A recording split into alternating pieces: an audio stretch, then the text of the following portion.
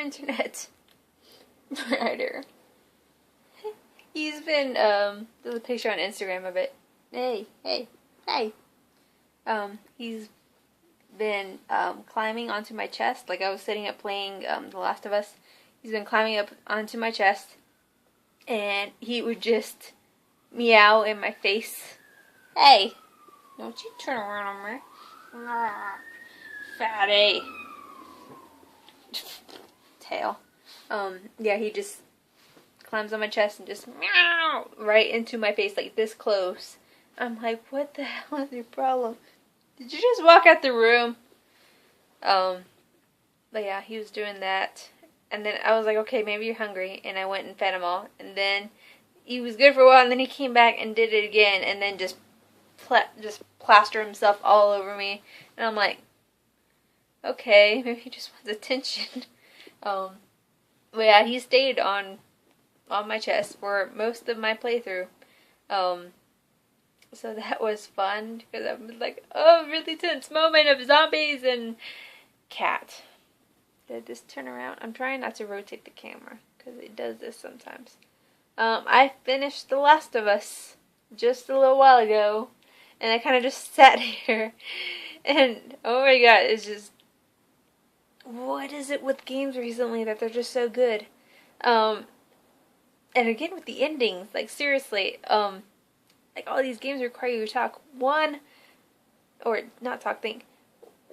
Last of Us is gorgeous, super freaking gorgeous. Like sometimes I would just stop and stare at everything like, God, this is still on PS3, and this isn't even on PS4, and this looks better than most of the games showing right now. It is gorgeous. You would not believe just, oh my god, it's such a pretty game, and the animation is really good, and the AIs are a lot smarter than usual games. I've discovered a lot of times, and it's crazy. It's just the whole thing. It's not a lot like other games, and I know that I said that BioShock spoiled me, and it did, especially with the whole Elizabeth thing helping you out. It did spoil me, because Ellie helps out a lot, but in a different way. It's pretty much where, before you get thrown with Elizabeth, you get thrown ammo, you get thrown whatever you need. That's not really the case in this game. You realize it is very much a survival game in the most extreme sense, as in, it is a looter's dream, me, loot whore, and everything, because I literally just scavenged everything that I could. I would clear out an area of all the enemies, then I'd go and pick everything apart, because they do not give you a lot of ammo. They do not give you a lot of supplies, so every single battle, I'm like, I'm just trying to strangle everyone to save supplies. There's one time that I died so much just because I had stupidly used all my ammo. And then I broke my melee weapon, because you can only use it so many times. And then I had zombies, and they're clickers. They're called clickers and everything, because they can't see anything. They just make this noise so where they can, like, hear you from, like, bats and everything. And you can only kill them with knives. It's like, they will tear your ass apart, and then you'll have to redo it all over again. So I was like, mother... And so I just try to sneak around them, which I realized a large majority of the parts with the zombies, like, you actually do not have to fight them. It's actually preferred not to fight them, because you lose a lot of supplies. I'm not very good at the sneaking around them. I get my ass discovered a lot. Surprisingly so with the zombies. With the soldiers I can sneak around, but just the zombies that can't see, I can't. So I had to try to sneak around, and luckily I found like a brick just in time to like smash its head over. But yeah, it's just super extreme, and just that it's like you are literally surviving in this place. And I saved a lot of ammo just because I used a shotgun a lot. It was good and everything, but those little baby handguns, they aren't worth crap. Lots of bottles and bricks everywhere, which are good if you want to sneak around, because you can throw them, get them into another area and sneak around, but you don't the AI is really good in, fucking you over because you don't know where the enemies are going to be. There's no strict path. Sometimes with the soldiers, I will sit there and wait a good while to try to figure out where they go.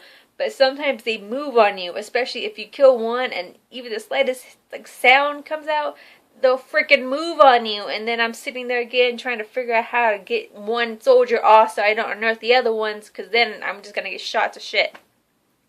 So yeah, that was fun. The ending is not what I expected it, but it's actually it's very much like Bioshock in the way that if you go back and think about it, you're like, oh, spoilers. Just I'm not gonna totally tell and everything. Just it doesn't have that big twist of an ending that Bioshock did, but it doesn't really need it because it's very realistic based.